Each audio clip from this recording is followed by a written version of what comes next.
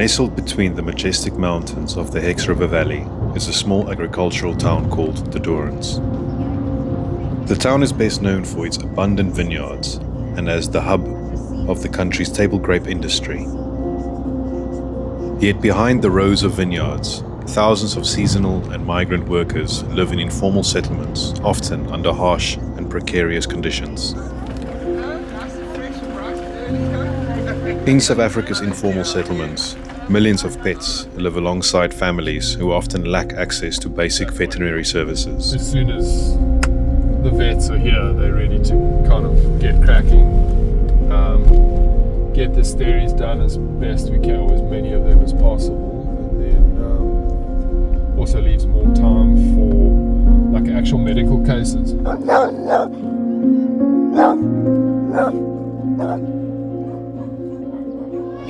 Jesus. What a welcome. Has he ever been in a car, do you know? Let's go to this one. Sidewalk Specials, a Cape Town-based animal welfare organization, is working hard to change this.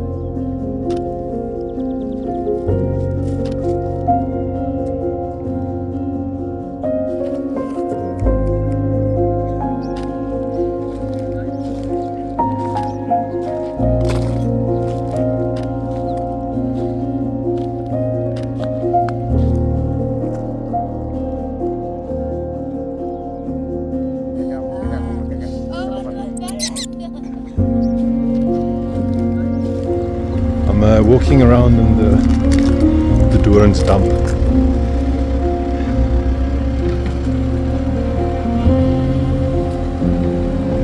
This is a different world, this. In 2020, the group launched Sidewalk Steri Clinic.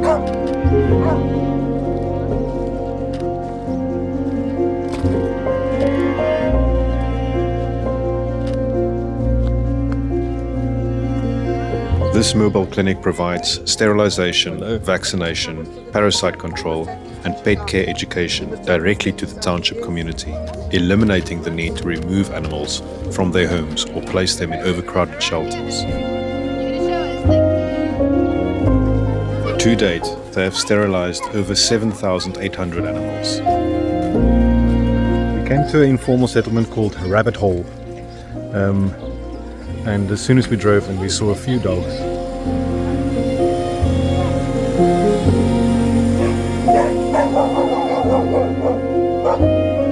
Comes around here. Jullie weten wie de eigenaar is hier. Okay.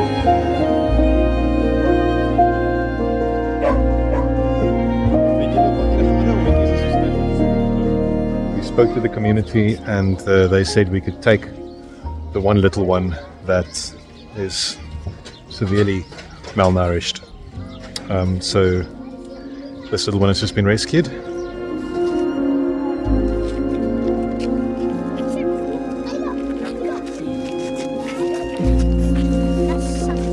At the moment, Rachel's picking a name for our new foundling. You want to hear my list? Please go for it. We've got Gromit, Hamish, Minion, Ducky, Grub, Cubby, Sweet Pea, Oatmeal, Goblin or Teddy. And I'm thinking Ducky. This is a little old duck.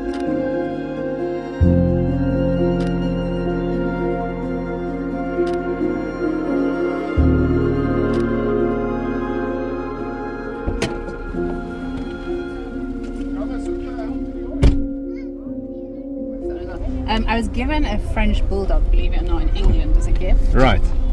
Surprise, like a total surprise.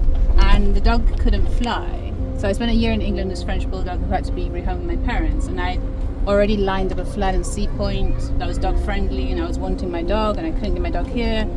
And so I went into a shelter and sort of said, I have a dog friendly flat, it's dark, and I don't have a dog, can I take a foster? And then I ended up doing a page called Dog Foster Mom for a year, where I took dogs out of dog and fostered them and sort of showcased them and got them adopted.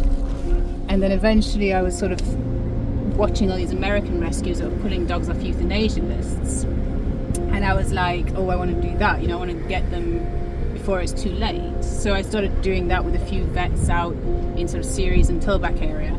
And then I saw the state of the dogs coming through these euthanasia lists, and I was just like, there's no way, they've got owners, like how can they be so...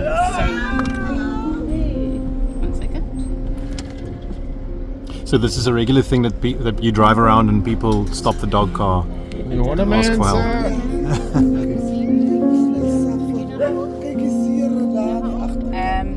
So we were pulling dogs off euthanasia lists, and then I got really curious, like, the state of the dogs was really bad. And with the state vet, we went and walked around the township. I think we did Prince Alfred Hamlet first, and it was dire.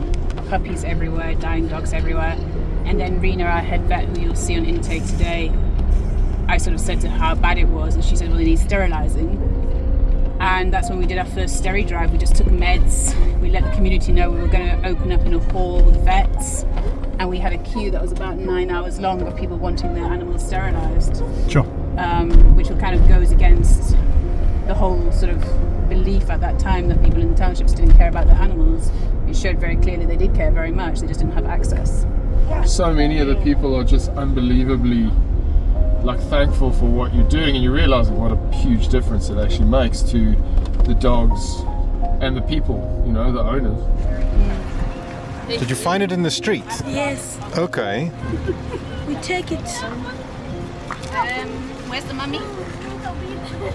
We don't know where is the mom of this. We take it in the street. In the street, okay. This isn't going to survive without a mummy, so I'm going to have to take this to the clinic. Okay, so we can't bring this one back. Okay, so you did good, you saved it. But we're going to have to take it to be bottle fed because it's a baby.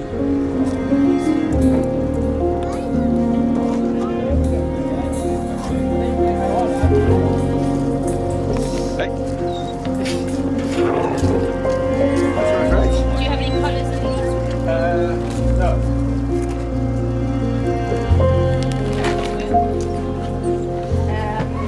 I think let's take away that thing. Operating every 2 weeks, the clinic treats around 40 animals for routine care and manages 20 emergency cases per visit.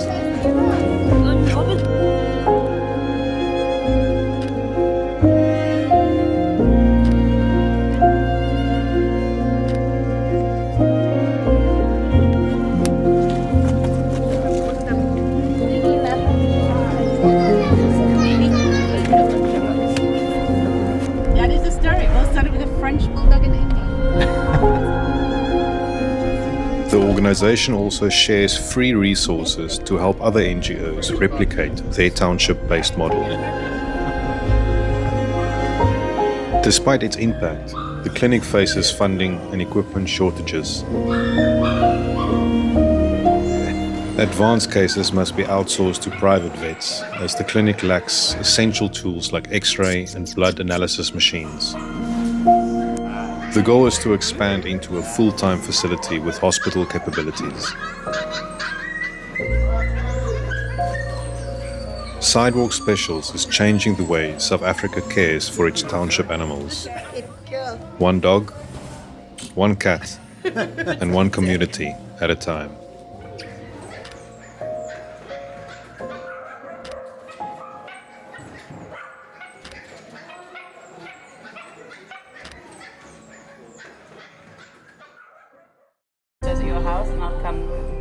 After Ducky's rescue from the informal settlement, the clinic discovered that she had diabetes.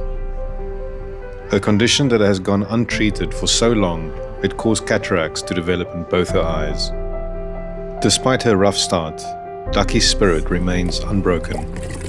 She is otherwise in good health, playful, and full of affection. She now receives insulin injections twice a day after her meals, and she's already adjusting well to her new routine. At the moment, Ducky is in the care of a loving foster family who is helping her rebuild her trust and confidence while she waits to be adopted. She may have special needs, but what she needs most is someone with a big heart and a bit of patience.